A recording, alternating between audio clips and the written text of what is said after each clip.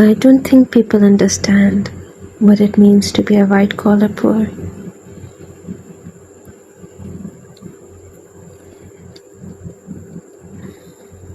It's one thing to be hungry among the hungry and something entirely different to be poor and hungry among the elite.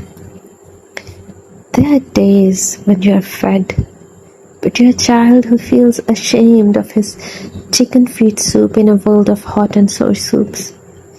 You can smell their roasted chicken, mutton, shami kababs while you sit with your aloo tikki, hidden in your lap, grateful but embarrassed. You can't understand it unless you have lived it. The shame, the alienation. You are well read, at least within the curriculum, because you can't afford anything else. Your Oxford books were photocopied in a small town shop. Not even pirated editions, just sheets stapled together. The words were the same, but they smelled different. You were proud of your father's smart idea, and still, your learning never quite felt like theirs. And the real tragedy, all those kids raised on the same syllabus don't share the same fate. Most of your classmates marry rich, study abroad, drive Audis, while your keen eyes and cramped knowledge don't even buy you a visa or a decent job. It's the same Oxford English, but infused with the scent of photocopier, with the scent of toner, read in dim rooms under buzzing fans. You weren't in tatters, but you wore second-hand shoes and clothes.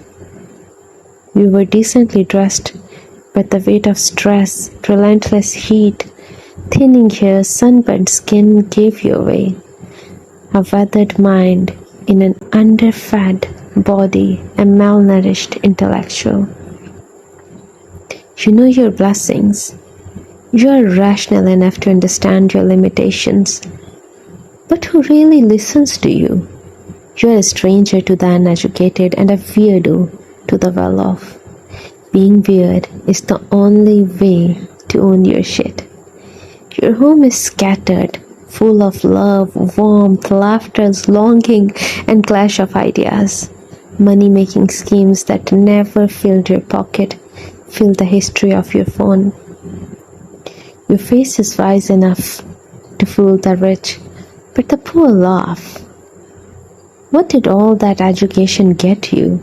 Your marriage delayed, because in this country the currency of marriage is restaurants, cars, branded clothes, and the Instagrams of exotic vacations, and you have none of that. You are a dull face, a polite, humbled being whose height is already stooping, knees aching before mid-30s. And if you're a second-generation struggler, you're not even armed with the right mix of conspiracies and lies. You're a misfit, a quiet disaster, beaten down in every arena. You budget on a bike, sweating in the humid cage called life, in this small, heated, humid town, wondering, what good will this 10% raise even do for me?